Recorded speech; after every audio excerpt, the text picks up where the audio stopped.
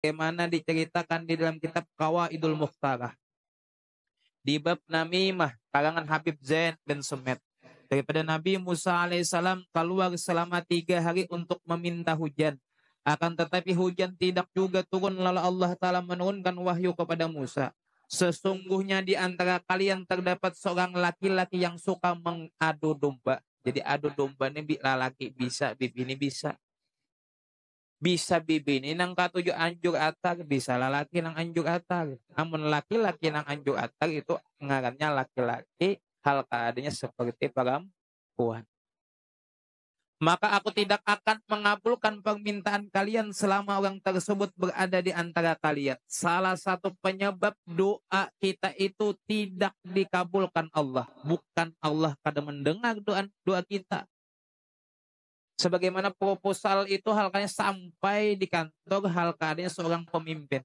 Proposalnya ada di meja sang pemimpin, tapi pemimpinnya tidak mau hal keadaannya tanda tangan. Saat ditanya kenapa, aku sangit. Aku marah. Seperti itu juga doa kita itu didengar Allah. Akan tetapi ada kalanya doa itu tidak dikabulkan Allah oleh gawian kita sendiri. Salah satunya adalah anjur atar atau adu domba. Nabi Musa berkata, ya Allah siapa orang tersebut? Lalu Nabi Musa dengan lantangnya, ya Allah siapa orangnya? Bahasa kitanya. Kami akan mengeluarkan ia dari kami. Allah Ta'ala berfirman kepada Musa, wahai Musa, aku melarang kalian mengadu domba. Akankah aku menjadi penggadu domba? Ya Allah, aku nih melarang kalian namimah anjur atar. Ikam tanya, berarti aku adalah orang adu domba juga. Bertaubatlah kalian dan perbuatan mengadu domba. Mereka pun bertaubat dan hujan pun turun. Makanya di zaman Munkada salah hilap Hasanul Basri, ada orang, ya imam, ulun ekonominya sempit, ya imam baca istighfar. Ada lagi yang datang, ya imam, hal keadaannya ulun gelisah, baca istighfar. Ya imam, ulun belum punya anak, baca istighfar. Ya imam, hal keadaannya ulun seperti ini, seperti itu, baca istighfar. Sehingga sang murid hal keadaannya bingung. Kenapa ini penyakitnya istighfar juga, ini istighfar juga, ini istighfar juga, istighfar. Salah satu ayat yang menunjukkan hal keadaannya itu orang yang minta ampun itu akan mendapatkan ridha Allah. Innallaha yuhibbut tawwabin wa yuhibbul mutatahhirin. Sesungguhnya Allah mencintai orang yang bertaubat. Apalagi kayak kita, maksum kada, mahpus kada. Maksum itu bagi Nabi dan Rasul. Mahpus orang yang dipelihara itu bagi aulia-aulia Allah. Makanya di saat berdoa itu, doa itu sugianya seharusnya diawali dengan minta ampun. Seperti Allah maghfir lana wali-walidina. Jangan berdoa itu langsung aja minta ampun. Dahulu bapak misi, batatak rama, sadar diri biasanya. Sadar diri, jangan langsung, ya Allah sugihakan ulun siapa ikan. Bahasa kampungnya lah. Jadi batatak lama bapak misi minta ampun. Duh, makanya ada ulama-ulama bagi guru ulun itu beristighfar, astagfirullah, astagfirullah, astagfirullah. Yang sidin mengangkat tangan, bismillah, ada ba'uzubillah, bismillah, alhamdulillah, bersalat hanya berdoa. Kita datang ke rumah orangnya ngatuk lawang, mincet bel. Kita hendak berjumpa dengan pemimpin daerah aja harus melalui ajudan. Harus berpamit, mas. Hal keadaannya ingin doa kita diijabah sekehendak kita. Kita ini diatur. Allah nang maha maatur. Lalu dengan sebab tadi, seluruh umat Nabi Musa minta ampun kepada Allah. Lalu turunlah hujan. Satu, sebab namimah anjur atar itu hal keadaannya menjadikan doa kita tidak pernah hal keadaannya didengar Allah. Makanya di zaman akhir-akhir ini, salah satu ulama kita menjelaskan, yaitu hal keadaannya guru kumpul itu gawian yang paling bagus itu diam di rumah. Nah, supaya ada penyakit pudul. Apa pudul itu bahasa kita ini kipu. Karena bila hal keadaannya ngancak begaul menangakan kenapa teh ya. Kenapa teh kisahnya? Siapa teh? Nah itu penyakit. Karena bila sudah nangka itu gibah jadinya. Bila labihan berkisah fitnah jadinya.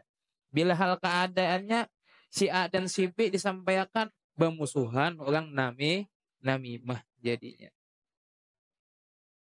bahayanya namimah, dan bahayanya berteman dengan orang yang suka anjur atar. Diceritakan lagi di dalam kitab Qawaidul Mukhtarah karangan Habib Zain bin Semet, dikisahkan bahwasanya ditawarkan seorang budak yang tidak punya kekurangan kecuali budak tersebut adalah tukang adu domba. Ada seorang budak kan bari budak itu ada. Budak itu sempurna fisiknya, bagus rupanya, cuma satu kekurangannya, gawiannya, pekerjaannya, hobinya itu suka adu domba. Lalu ada seorang yang membelinya dan dia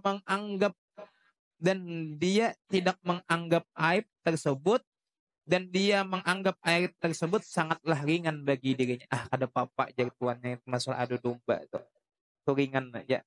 Tidak lama setelah budak tersebut tinggal bersama tuannya, budak tersebut memulai kebiasaannya itu dengan mengadu domba istrinya. Lalu si budak yang ditukar tadi, hal keadaannya dibujuk-bujuknya, dipandirinya bininya. Nah, padang dipandirinya bini majikan tadi, istri majikannya seraya mengatakan bahwa suamimu ingin menikah lagi. Bahasanya ujar pembantu tadi, hati-hatilah laki kan kawin pulang tuh banyak. Wah ini banyak itu kayaknya, hati-hati aja. Kawin tuan guru tuh karena sing kawin-kawin nih, iya aja tuh manusianya juga. Iya, iya aja juga. Nang kada belum pasti itu ini nyambik juga. Ini banyak. Nah, lalu jadi si budak tadi, hati-hati lah. Ikam karena kalau apa suamimu akan menikah lagi. Lalu budak itu menyuruh sang istri untuk mengambil silet dengan memotong jenggot si suami agar tidak menikah lagi. Nah, jadi si budak supaya suamimu tidak poligami, supaya lakimu tidak dilirik oleh perempuan, supaya suamimu kada dikehendaki oleh perempuan yang lain, hal keadaannya tuh janggutnya itu hal keadaannya dipotong. Maka lakimu tuh kada bungas lagi, kada bungas lagi. Nah, ujar si budak. Sang istri pun mempercayai ucapan budak tersebut dan berkeinginan melaksanakan perintahnya. Lalu si budak mendatangi tuannya. Nah, tadi kan inya maadu asah nang bini. Ini pulang menantiin nang laki sambil berkata, istrimu hendak membunuhmu di malam hari, maka berpura-puralah tidur supaya engkau bisa melihat hal itu. Si suami pun percaya, lalu dia berpura-pura tidur. Tidak berapa lama berselang, si istri pun datang dengan membuat sebuah silet guna untuk mencukur rambut atau jenggot sang suami. Pada si bini tadi tujuannya hendak menjaga mengarik si janggut. Nang disuruh oleh si budak tadi, mun pian kada mangek janggut laki aja. Hal keadaannya karena laki pian bebini pulang. Itu. Lalu si budak tadi menghabarkan kepada seorang suami, karena binimu ingin membunuhmu. Juga katakan jadinya. Maka suami berkata, benar ucapan budak tadi. Di saat itu malam hari berpura-pura tidur. Lalu ada bini sambil membawa silet. Lalu sang laki tadi lantaran berpura-pura tidur sudah tamakan hasutan dari si budak. Bujur nah, jadi budak kok tadinya hendak membunuhku. Tatkala sang istri akan mencukur suaminya, pada nang bini tujuannya mencukur jenggot. Si suami pun dengan cepat mengambil selet tersebut dari tangan istrinya, kemudian membunuhnya. Lalu datanglah keluarga si istri dan melihat anaknya telah dibunuh, maka mereka pun membunuh sang suami. Jadi matian berdua gara-gara orang nang katuju ado asah. Si budak, nah supaya laki mau kada babini ulang cukur jenggotnya. Dihabarkan kepada nang suami, malam ini binimu istrimu ingin membunuh. Lalu terjadilah hal keadaannya, si laki menyangka yang bini hendak membunuh, pada si bini hendak menyukur jenggot. Lalu terjadinya perselisihan, lalu sang orang istri dibunuh oleh suami. Lalu sang keluarga datang melihat anak seorang meninggal, lalu dibunuh pulang suami tadi oleh sang kuitin. Jadi berkatan inna lillah wa inna ilaihi raji'un.